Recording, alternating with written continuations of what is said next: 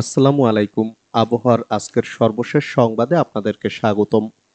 জানাবো খুলনায় বৃষ্টির জন্য নামাজ আদায়, ৬০ কিলোমিটার বেগে ঝড়ের পূর্বাভাস, ৪ অঞ্চলের নদীবন্দরের সতর্কতা জারি। ঢাকা সহ ৪ অঞ্চলে ঝোড়ো হাওয়া সহ বজ্রবৃষ্টির আভাস। এবং সবশেষে জানাবো সামনের দিনগুলোতে তাপমাত্রা আরো বাড়তে পারে। এবারে বিস্তারিত। খুলনায় বৃষ্টির জন্য নামাজ আদায়। অসহনীয় গরমে বৃষ্টির আশায় খুলনায় ইস্তিসকার নামাজ আদায় করা হয়েছে। আজ মঙ্গলবার সকাল ১০টায় নগরীর শহীদ হাদিস পার্কে ইসলামী আন্দোলন বাংলাদেশ খুলনা মহানগর শাখার উদ্যোগে এই নামাজের আদায় করা হয়। নামাজে অংশ নেয় মুসল্লিরা জানান, গত কয়েকদিন ধরে খুলনায় তাপদাহ চলছে। প্রচণ্ড গরমে মানুষের নাভিশ্বাস উঠেছে। ঘরে বাইরে কোথাও স্বস্তি নেই। রোদে কাজ করতে গিয়ে শ্রমজীবী মানুষ হাঁপিয়ে উঠছে। এদিকে ৬০ কিলোমিটার বেগে ঝড়ের আভাস, ৪ অঞ্চলের নদীবন্দরের সতর্কতা।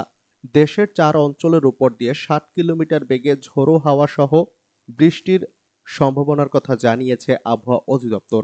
এজন্য এসব অঞ্চলের নদীবন্দরে ১ নম্বর সতর্ক সংকেত দেখাতে বলা হয়েছে।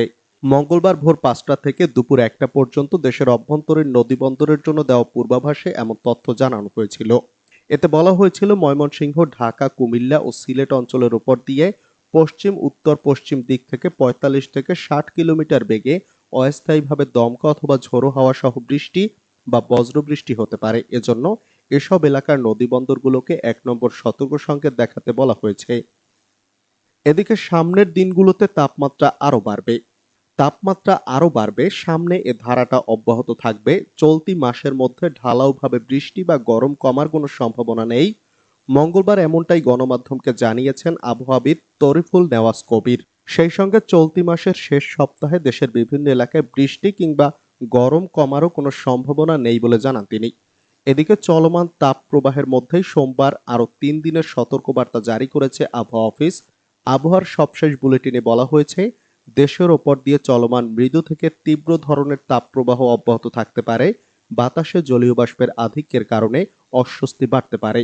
চলতি মৌসুমে গত শনিবার সর্বোচ্চ তাপমাত্রা ৪২.৬ ডিগ্রি সেলসিয়াস রেকর্ড করা হয় যশোরে। আর ঢাকায় সর্বোচ্চ তাপমাত্রা ছিল ৪০.৪ ডিগ্রি সেলসিয়াস। প্রচণ্ড গরমে হাঁসফাঁস অবস্থার মধ্যে গত কয়েকদিনে বেশ কয়েকজনের মৃত্যু হয়েছে। তীব্র গরমের কারণে স্কুল কলেজে ৭ দিনের ছুটি ঘোষণা করেছে সরকার। বিভিন্ন বিশ্ববিদ্যালয়ে অনলাইনে ক্লাস চালানোর সিদ্ধান্তের কথা জানানো হয়েছে।